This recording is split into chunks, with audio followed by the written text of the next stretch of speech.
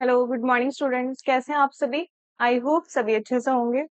Friends, आज हम पढ़ेंगे क्लास 8 की सामाजिक विज्ञान बुक का 4th चैप्टर, जिसको हमने लास्ट क्लास में स्टार्ट किया था। हमने उसका हाफ पार्ट कंप्लीट किया। आज हम उसके आगे से कंटिन्यू करेंगे, विच इज हमने इसके सन 1857 में विद्रोहों में हमने दिल्ली पुनर्जागरण के बारे में पढ़ा, और 1857 के जो विद्रोहियों ने बहादुर शाह जफर को उस साल हुए विद्रोह का नेतृत्व संभालने के लिए जो मजबूर कर दिया था, और फिर 4 महीने तक दिल्ली विद्रोहियों के नेतृत्व में रही। हमने यहाँ तक डिस्कस किया था। ये दिल्ली में जो निजामुद्दीन औलिया की दरगाह है। हम स्टार्ट करते हैं आज आगे चैप्टर। चलिए स्टार्ट करेंगे। जब अंग्रेजों ने शहर पर दोबारा नियंत्रण हासिल किया, तो वे बदले और लूटपाट की मुहिम पर निकल पड़े। प्रसिद्ध शायर गालिब उदास मन से इन घटनाओं को देख रहे थे, और सन 1857 ईस्वी में दिल्ली की तबाही को उन्होंने उन इन शब्दों में व्यक्त किया। जब गुस्साए शेर शहर में दाखिल हुए, तो उन्होंने बेसहारों को मारा, घर जला डाले, और न जाने कितने औरत मर्द आम और खास दिल्ली से भाग खड़े हुए। दिल्ली के अतीत पर गालिब ने यह लिखा कि क्या लिखूं, दिल्ली की जिंदगी तो किले चांदनी चौक, यमुना के पुल पर जमने वाली चौकड़ियों और सालाना गुल फरोशान से धड़कती है, और जब ये सारी चीजें ही यहाँ नहीं है, तो दिल्ली जिंदा कैसे रह सकती है। और हाँ, हिंदुस्तान में इस नाम का भी शहर हुआ तो जरूर जरूर है। अंग्रेजों ने बहादुर शाह जफर को बर्मा, या अब जो कि म्यांमार के नाम से जाना जाता है, में भेज दिया, और उनका दरबार दरबार बंद कर दिया, और उनकी जगह अपने सैनिकों के लिए बैरकें बना दी। किले के इर्द गिर्द का सारा इलाका साफ कर दिया गया, और वहां के बाग मैदान और मस्जिदें नष्ट कर दिए गए, परंतु उन्होंने मंदिरों को नहीं तोड़ा। खासतौर से मस्जिदों को या तो नष्ट कर दिया गया, या उन्हें अन्य कामों के लिए प्रयोग किया जाने लगा।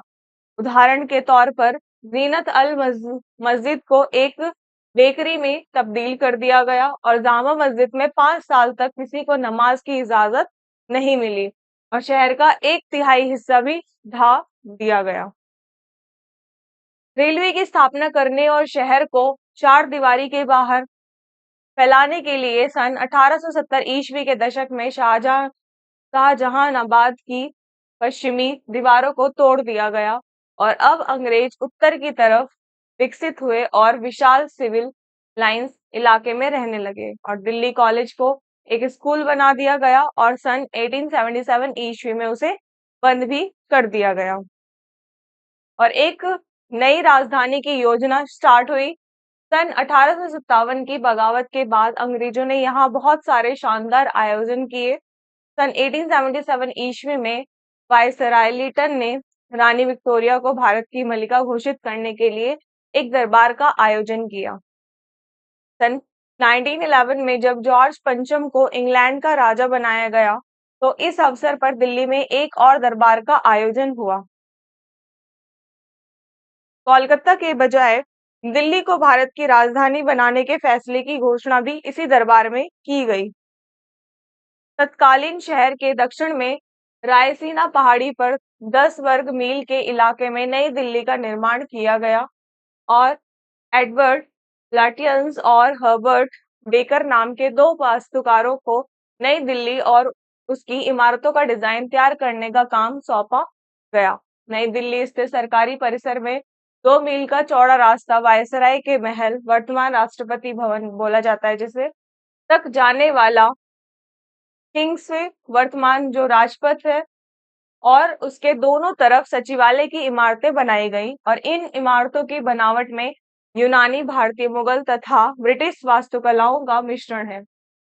नई दिल्ली के निर्माण में लगभग 20 साल लगे, और नई दिल्ली के निर्माण में यह ध्यान रखा गया कि यह शाहजहानाबाद से बिल्कुल अलग हो। नई दिल्ली में चौड़ी सीधी सड़कों और विशाल परिसरों के बीच बड़ी बड़ी इमारतों की कल्पना की गई थी।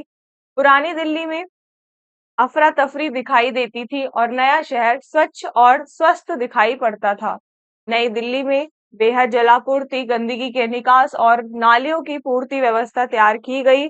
वहां पेड़ और बड़े बड़े पार्क बनाए गए ताकि लगातार ताजी हवा और ऑक्सीजन मिलती रहे। तो ये देख सकते हैं, ये जॉर्ज पंचम का राज्याभिषेक हो रहा है। यहाँ पे जैसे कोरोनेशन और दरबार जैसे 12 दिसंबर 1911 की ये तस्वीर है।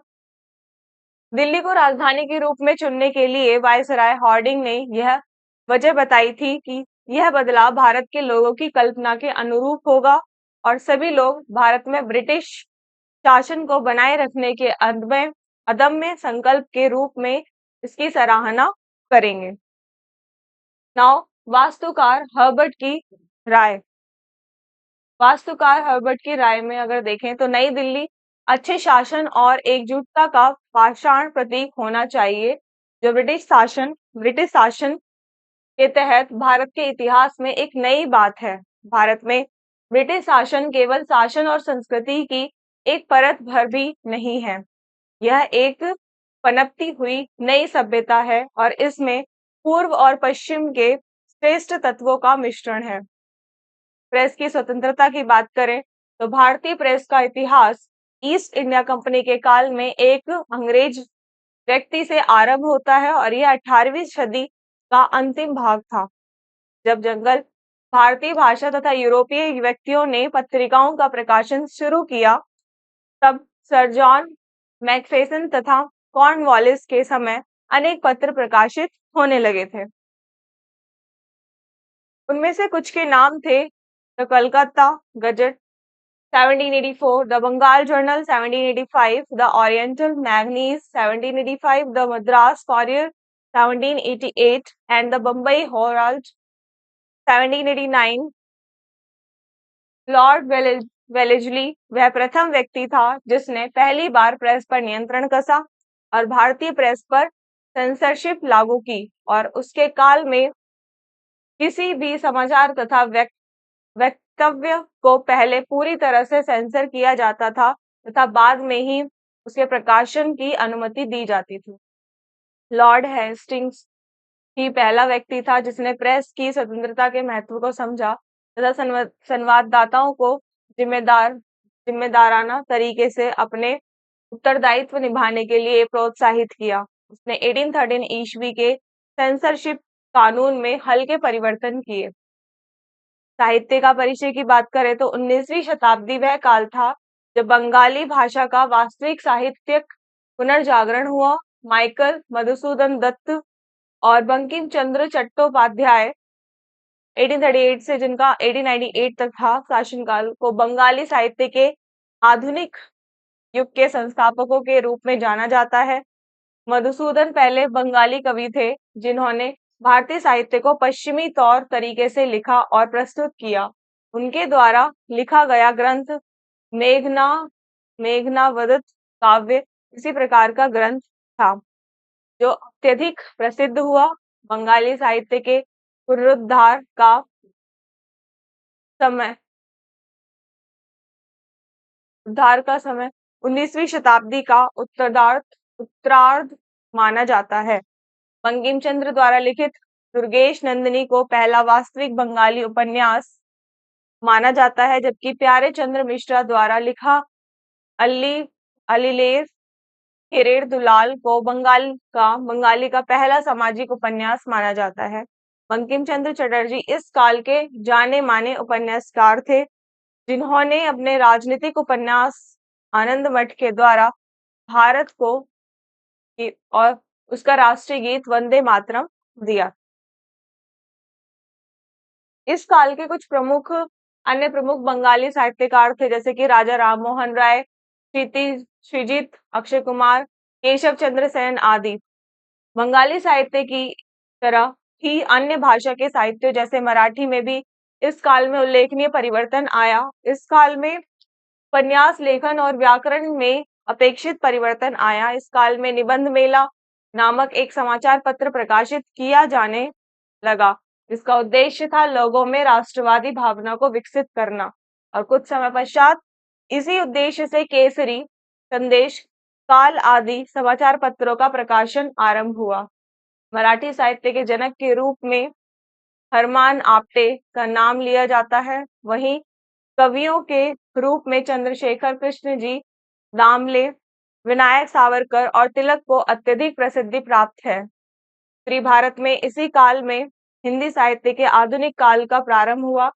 बनारस के रहने वाले भारतेंदु हरिश्चंद्र को हिंदी साहित्य के आधुनिक युग का जनक माना जाता है।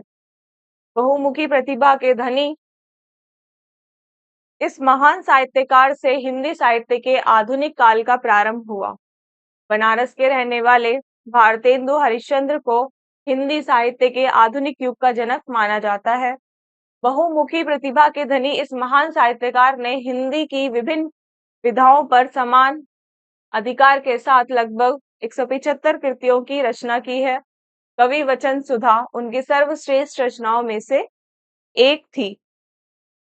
नौ, स्थापत्य कला में परिवर्तन की बात की जाए तो मुगल साम्राज्य के पतन के पश्चात भारतीय स्थापत्य कला में एक नए युग का प्रारंभ हुआ, जिसके अंतर्गत कलाकारों ने हिंदू इस्लामिक शैली के अतिरिक्त पाश्चात्य शैली में भी निर्माण कार्य प्रारंभ किया और इसके आरंभिक उदाहरणों के रूप में केसर बाग तथा 70 मंजिल को गिना जाता है, जो क्रमशः वाजिद अली शाह और नसीरुद्दीन हैदर के द्वारा बनवाए गए थे।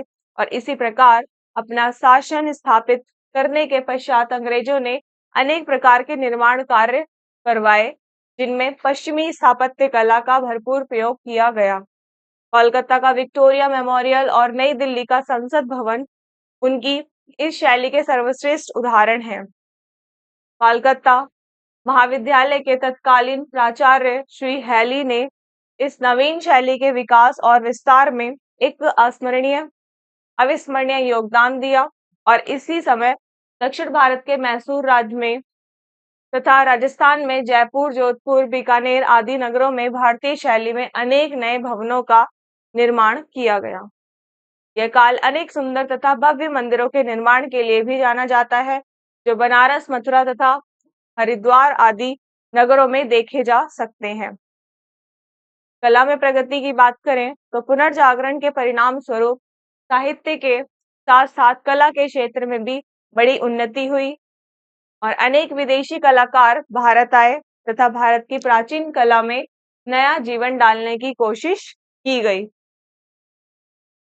उनमें से कुछ प्रमुख कलाकार पर्सी ब्राउन, हवेल तथा फर्गुसन थे और वे भारत की श्रेष्ठ कला का संदेश लेकर विदेश लौटे थे।